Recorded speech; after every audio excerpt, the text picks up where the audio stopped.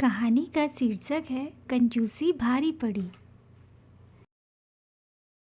एक शहर में बहुत ही कंजूस पति पत्नी रहते थे।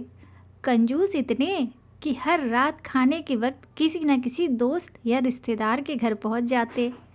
औपचारिकता दिखाते हुए पूछे जाने पर कि क्या वह दोनों भोजन करेंगे तो झट से उनके साथ खाने पर बैठ जाते। अपनी छुट्टियां मनाने कभी एक तो कभी दूसरे के घर डेरा डाल देते और खूब मस्ती करते। अपनी खातिरदारी करवाना और रोज़ नए नए पकवान की फरमाइश करना तो अपना हक समझते थे।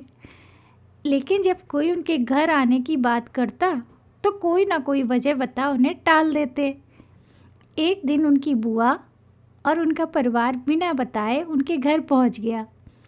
काफ़ी देर तक गप्पे मारने के बाद कंजूस पति पत्नी को लगा कि अब तो रात का खाना खिलाना ही पड़ेगा, मगर उनका कंजूस मन उन्हें खर्चा करने से रोक रहा था। तभी पति को एक उपाय सूझा। बुआ की तरफ देख पत्नी से बोला, आज बुआ बहुत दिनों बाद घर आई हैं, तुम जल्दी से और कुछ नहीं तो दाल चावल और साथ में मटर पनीर बना लो। मटर पनीर का नाम सुनते ही पत्नी परेशान, जब देखो मैं उठा चले आते हैं, अब मटर पनीर पर इतना खर्चा करो। मन ही मन बड़बड़ाती हुई पत्नी जी रसोई में जा घुसी। पीछे पीछे पति महोदय भी पहुंच गए और अपनी योजना सुनाने लगे। देखो, तुम सिर्फ दाल चावल बना लो, लेकिन इन्हें ऐसा लगना चाहिए जैसे हम इन्हें मटर पनीर खिलाना चाहते हैं। पत्नी की समझ में नहीं आया तो पूछा, ये कैसे होगा कि हम परोसे तो दाल चावल, उन्हें लगे कि हम उन्हें मटर पनीर खिलाना चाहते हैं।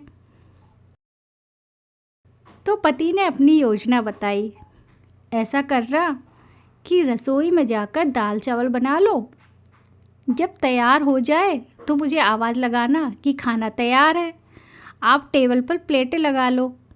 पत्नी ध्यान से सारी बातें सुनती रही और आगे की योजना सुनने को बेताब होने लगी। तब पति ने अपनी असली योजना बताई, जब मैं प्लेट लगा चुका रहूँगा तो तुम एक खाली कढ़ाई किचन के फर्श पर गिरा देना। तब मैं पूछूँगा कि क्या गिरा तो तुम जवाब देना, मटर पनीर की कढ़ाई गिर गई। अब मटर पनीर बचा नहीं तो दाल चावल ही खाना पड़ेगा। योजना अनुसार पत्नी दाल चावल बनाने लग गई और कुछ देर बाद पति को आवाज़ लगाई, खाना बन गया है, आप टेबल पर प्लेटें लगा दो। पति उठा, अलमारी से प्लेट लेकर टेबल पर लगाने लगा। तभी धड़ाम से कुछ बर्तन गिरने की आवाज़ आई। पति ने पूछा, क्या गिरा दिया?